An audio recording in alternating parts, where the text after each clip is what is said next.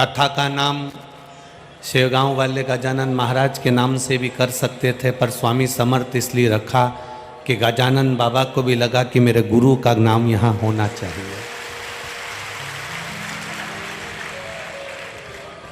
शिव के अवतार, दत्त के अवतार श्री स्वामी समर्थ हैं। शिव जी के अवतार, दत्त के अवतार श्री गजानन महाराज भी हैं। दोनों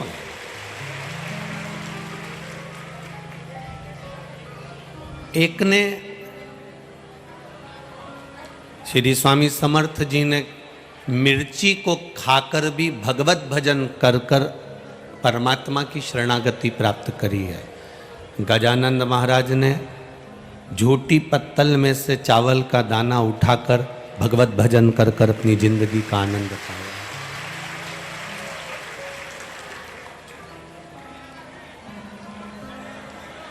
स्वामी समर्थ का नाम लेना भले दुनिया के लोग भूल जाएं, पर जो स्वामी समर्थ जी देकर गए हैं वो दुनिया के लोग कभी नहीं भूल सकते। स्वामी समर्थ जी ने और श्री गजानंद जी महाराज जी ने दोनों ने एक बात बड़ी सुंदर दी है। श्री स्वामी समर्थ जी ने मिर्ची को खाकर भगवत भजन किया।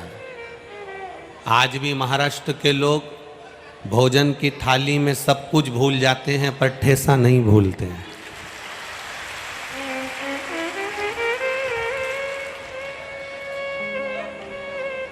मेरे स्वामी समर्थ जी ने कहा था, मिर्ची खाकर जीवन जी लेना, पर किसी को ठेस मत पहुंचाना, इसलिए उसका नाम ठेसा है। और श्री गजानंद महाराज जी ने एक झूठी पत्तल पर से चावल का दाना उठाकर खा रहे हैं। किसी ने पूछ लिया, बाबा आप ये क्या कर रहे हो?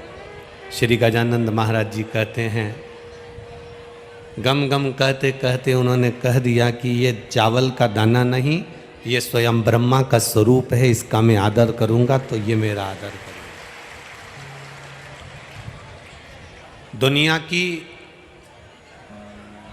सबसे बड़ी रसोई, दुनिया की सबसे बड़ी अन्नशाला, दुनिया की सबसे बड़ा भंडारा, दुनिया का सबसे बड़ा भोजन, दुनिया का सबसे सुंदर रसोई घर अगर चलता है तो श्री गजानन महाराज के चरणों में ही चलता है।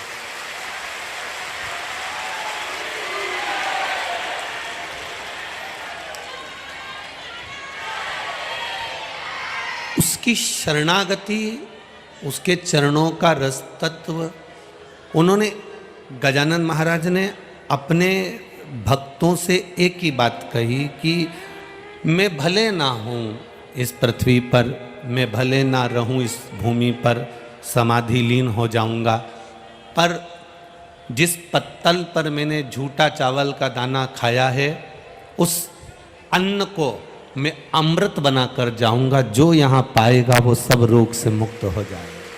वो अमृत तत्व संत की वाणी, गुरु की वाणी दे जाती है। पूरा महाराष्ट्र, संपूर्ण महाराष्ट्र की भूमि संतों से भरी पड़ी है। आपकी भाषा में कहते हैं, महाराष्ट्र संता सून भरून आहे। सारा महाराष्ट्र संतों से भरा पड़ा हुआ।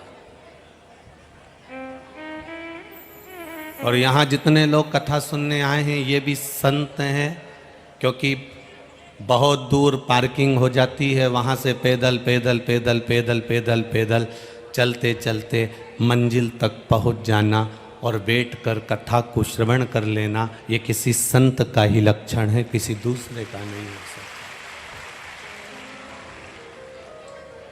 छेड़ने में और छूने में दोनों में जमीन आसमान का अंतर है महाराज।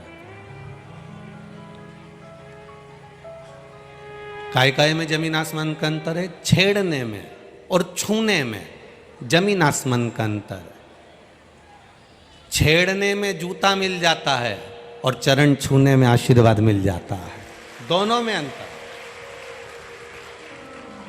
किसी को आपने छेड़ दिया, किसी को आपने अपशब्द कह दिया, किसी को आपने ताना दे दिया, किसी को अपशब्द कहा, किसी को कुछ कह दिया, तो कोई आपको मार सकता है, कोई आपको अपशब्द कह सकता है, कोई आपको ताना दे सकता है, कोई आपको गाली दे सकता है। पर जो मार्कंडे बाबा जैसा नियम बनाकर चलता है कि चरणों को प्रणाम करना है, चरणों में झुककर नमन करना है, दंडवत करना है, प्रणाम कर कर चलना है, जिसने अपनी जिंदगी में चरण को छूना सीख लिया, जिसने झुकना सीख लिया, जिसने प्रणाम करना सीख लिया, माता पिता गुरुजन को, घर के बुजुर्ग जन को, घर के बड़ों को जिसने चरण छूना प्रणाम करना प्रारंभ कर दिया, फिर उसके सिर पर कोई टोपी है ना है, उसके सिर पर कोई ताज है ना है, उसके सिर पर कोई मुकुट है ना है, पर जो माता पिता गुरु और घर के बुजुर्गों का आशीर्वाद लेकर सिर पर हाथ रगवा कर जो चलता है, समझ लो उसके ऊपर दुनिया का सबसे बड़ा ताज होता है, सबसे बड़ा मुकुट होता है।